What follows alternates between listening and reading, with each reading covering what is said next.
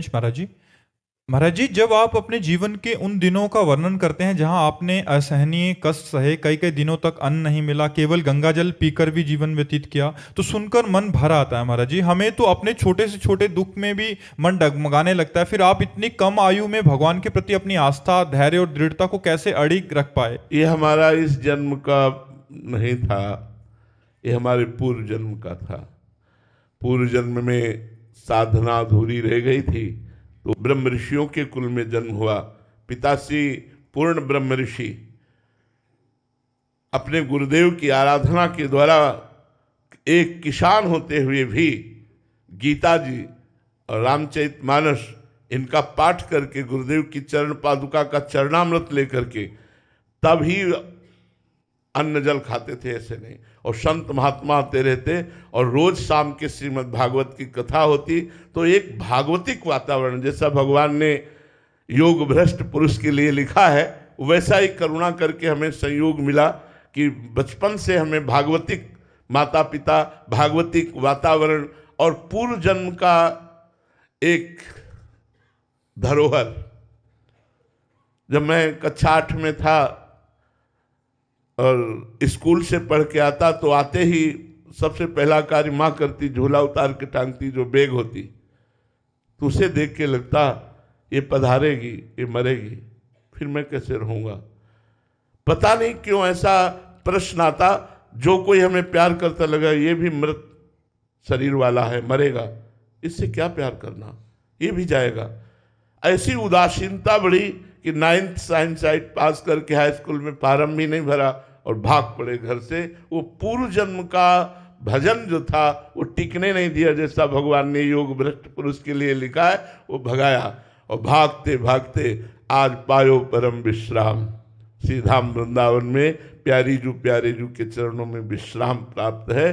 और बड़े कृपालु भगवान है। हम लोग तो ऐसे किसी भी खिलौने में राजी हो जाते हैं, खेलने लगते हैं, लेकिन हमारे भगवान रूपी माँ ऐसे कृपालु हैं, खिलौना छीन लेते हैं, चल मेरी गोद में आ, खिलौनों में मत खेल, खिलौनों में मत खेल। तो भगवान ने आज तक कभी किसी खिलौने से खेलने नहीं दिया, सदैव अपनी तरफ घसीटते रहे और उनकी कृपा घसीटती ही रहेगी। दुख सुख का कोई मान नहीं है। शरीर कष्ट में हो, वातावरण प्रतिकूल हो और मन परमानंद में मगन हो, क्या फर्क पड़ता है।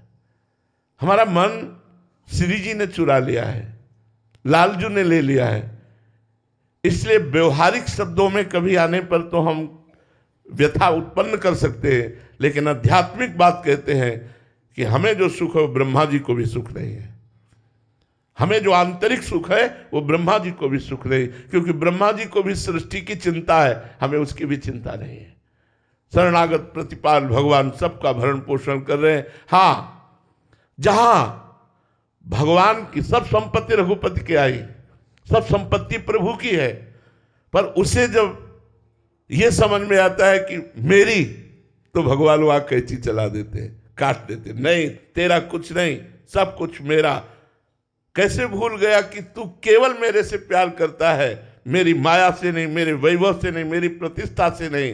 तो भगवान अपने शरणागतों को इसीलिए सदैव प्रतिकूलता देते रहते हैं, जिससे वो कहीं संसार में फंसे ना और एकमात्र भगवान से प्यार हो।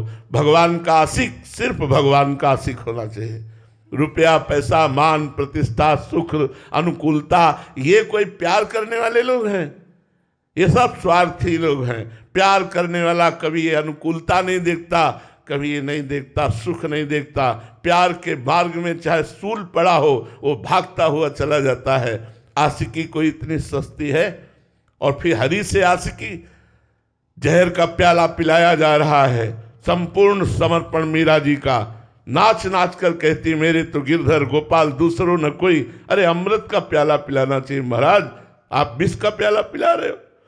प्रहलाद जी 5 वर्ष के बालक, भगवान में इतना समर्पण, अस्त्रों का प्रहार कराया जा रहा है, आंख से जलाया जा रहा है, क्या क्या कृत्य नहीं करवाया जा रहा है। क्यों? भगवान अपने समर्पण किए हुए भक्त की महिमा को प्रकाशित करते हैं कि चाहे जितनी प्रतिकूलता हो मेरा भक्त प्रसन्न रहता है। प्रहलाद जी कभी कोई शिकायत भगवान से नहीं की, मीरा जी ने कभी कोई शिकायत नहीं की। ऐसे हमें जो बाहरी आप दृश्य देख रहे हैं वो बिल्कुल विपरीत है, आंतरिक जो बात देख रहे हैं वो बिल्कुल अलग है। इसलिए हम कभी दुखी नहीं हुए, कभी परास्त नहीं हुए, कभी निराश नहीं हुए। हर समय हमारे अंदर एक नवीन आनंद और उत्साह बना रहता है। हाँ, कभी अगर हमें सोच या तनिक भी चिंता होती है तो शरणागत जनों की, जो हमारे श्री जी के शरणागत संत जन हैं, बच्चे जन हैं, इनके विषय में कभी चिंता होती है। ठाकुर जी से प्रार्थना करते हैं कि आपने इनका घर बार छुड़ाया है तो ये माया में न फंस जाए, आप कृपा करो, अपनी रूप माधुरी, अपनी नाम की ऐसी इनको वृत्ति दो कि चित्त आपके चरणों में लगा रहे और इनका भरण पोषण, आप विश्वंभर हैं, विश्व का करने वाले हैं, इनका भरण पोषण हो, ये भटके ना कभी और आपके चरणों की आराधना करें। अगर चिंता होती है तो सिर्फ एक बात की होती है, इन शरणागतों की अपनी तो कोई परवाह नहीं है, न जीवन में थी, न है, न रहेगी। महाराज जी, ये स्थिति बचपन में से ही थी? जैसे आपको तो कष्ट, जैसे भोजन ना मिलना, तो 20 वर्ष की आयु में भी ये स्थिति थी, तो महाराज जी उस समय क्या आपकी मानसिक स्थिति रहती थी? अरे निरंतर मंत्राकार वृत्ति चलती थी, वहां कुछ सोच ही नहीं था, कब मिले, बस एक यही था, कब मिले। वो अव्यक्त परमात्मा ऐसे है जैसे आकाश को पकड़ना। एक बौना आकाश को कैसे पकड़ सकता है? मैं कैसे आपको प्राप्त कर सकता हूं? प्राप्ति की लगन के आगे सब कुछ भूल गया, खान पान ये सब कुछ असर नहीं करता था। कई दिन भोजन न मिलने पर भी हमें कभी उत्साहहीनता नहीं आई। हर भक्त के जीवन में महाराज जी प्रतिकूलता की अवस्था आएगी। मटकी तभी आकार धारण करती है जब कुम्हार को मिट्टी समर्पित हो जाती है, फिर कुम्हार उसे कूटता है। एक भी रेशा अगर रह गया मिट्टी में तो वहीं से मटकी रिसेगी, वहीं से पानी निकलेगा। एक भी रेशा नहीं रहना चाहिए। कूट करके उसे पाउडर कर देता है, फिर भी चैन नहीं हुआ, पानी डाल के उसे पैरों से रोनता है, फिर भी चैन नहीं हुआ, चाक में चढ़ाकर उसे आकार देता है। आकार देने के बाद सूर्य के ताप में तपाता है, इतने पे भी चैन नहीं हुआ, फिर आवे पे पकाता है, और जब पका देता है तो बाजार में बजा के दिखाता है कि ये मटकी है, इसमें आप रस रख सकते हो, अब ये टपकेगी नहीं। ऐसे ही भगवान अपने भक्त को तपा करके इतना मजबूत कर देते हैं कि मान अपमान, सुख दुख, लाभ हानि इनकी कोई परवाह नहीं, और वो संसार के विकारों पर विजय प्राप्त करके परमानंद में निमग्न हो जाता है। भगवान ये कृपा करते हैं जो प्रतिकूलता देते हैं। अगर अनुकूलता, पक्की बात कह रहा हूं, अनुकूलता दे तो भक्ति में निखार आ ही नहीं सकता। भक्ति में निखार ही तब आता है जब भगवान प्रतिकूलता देते हैं। इसलिए बड़े बड़े भक्तों के चरित्रों को पढ़ के देख लीजिए। हाँ, उनको प्रतिकूलता नहीं मिलती जो भक्त चरण शरण में होते हैं। ये भी बात समझ लो, जो डायरेक्ट भगवान की शरण में है उनको तो हो, और जो भगवान के भक्तों की शरण में है वो तो ऐसे है जैसे नौका खेने वाला परिश्रम कर रहा है, लेकिन बैठने वाला आराम से तरंगों की शोभा देखते हुए जल की पार हो जाता है, जल की धारा को पार हो जाता है।